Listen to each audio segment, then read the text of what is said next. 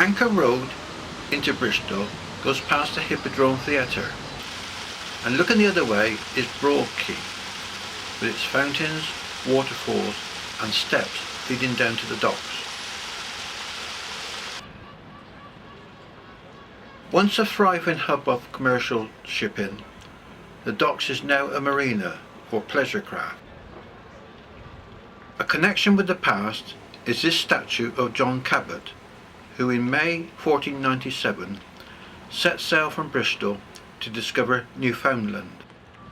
Cabot's ship was the Matthew, and this is a full-size replica that was built here in Bristol between 1994 and 1996. In 1997, this boat successfully sailed to Newfoundland with a crew of 18 to replicate John Cabot's voyage 500 years earlier.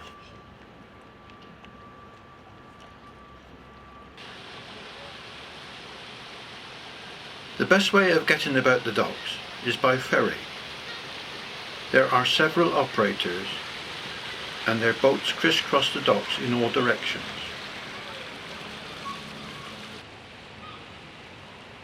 The ferry we want is the one that goes to the old dry dock.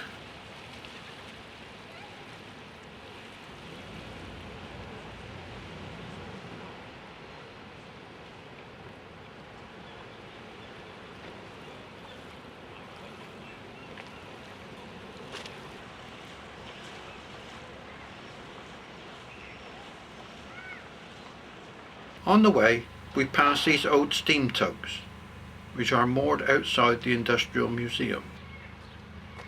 Harbour Way has been recently redeveloped to provide apartments, businesses, shops and cafes.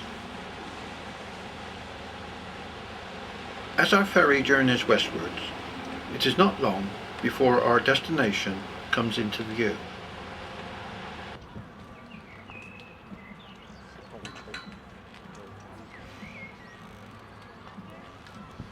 The SS Great Britain, Brunel's Victorian Masterpiece, is one of the most important historic ships in the world. When she was launched in 1843, she was called the greatest experiment since the creation.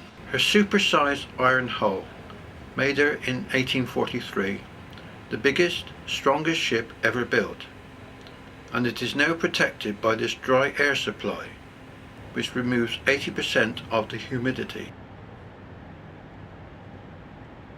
SS Great Britain now rests in the original dry dock where she was built.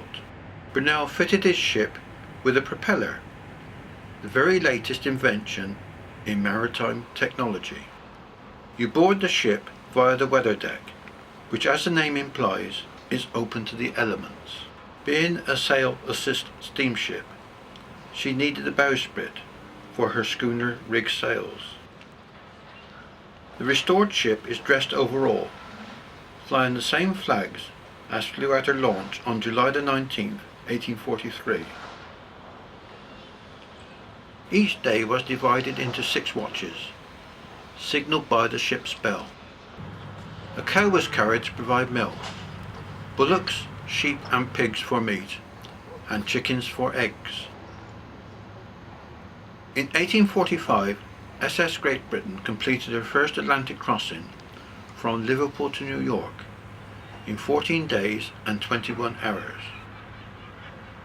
The ship's wheel is open to the elements and was manned at all times regardless of weather. Looking forward towards the captain's stage, which is also open to the elements. Access to the lower deck is via this entrance by the foremast. The original durable iron wire rigging was unpopular with sailors and soon replaced by rope. The promenade saloon was a playground for passengers who could travel first class, and here sits Brunel contemplating his next project. At the stern is a window for passengers to sit and look out. Leading off the promenade saloon are the first class cabins, which each contain 2 bunks and wash basins. The first-class dining saloon was also used for socialising in between meal times, and passengers amused themselves by making their own entertainment.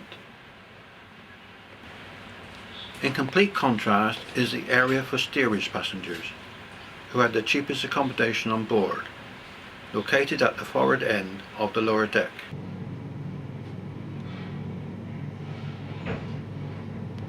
On the middle deck is the well-stocked pantry. Do you mind going away? This lavatory is occupied already. Just go away. The steam engine that propelled the ship was 1,000 horsepower and the most powerful maritime engine of its time. Designed by Thomas Guppy, the engine consisted of 4 cylinders, 2 on either side of the central crankshaft.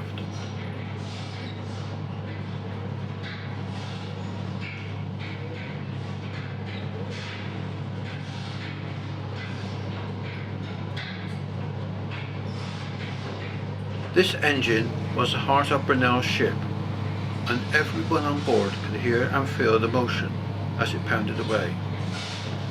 Thus there were no shortage of volunteers on the chief engineer's guided tour, by passengers who were fascinated by the power and sheer scale of the engine.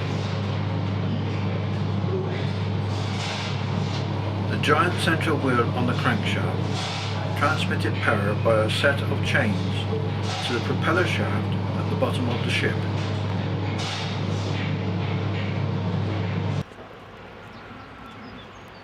Down on the quay, boxes of freight and fresh fruit are waited to be loaded on board.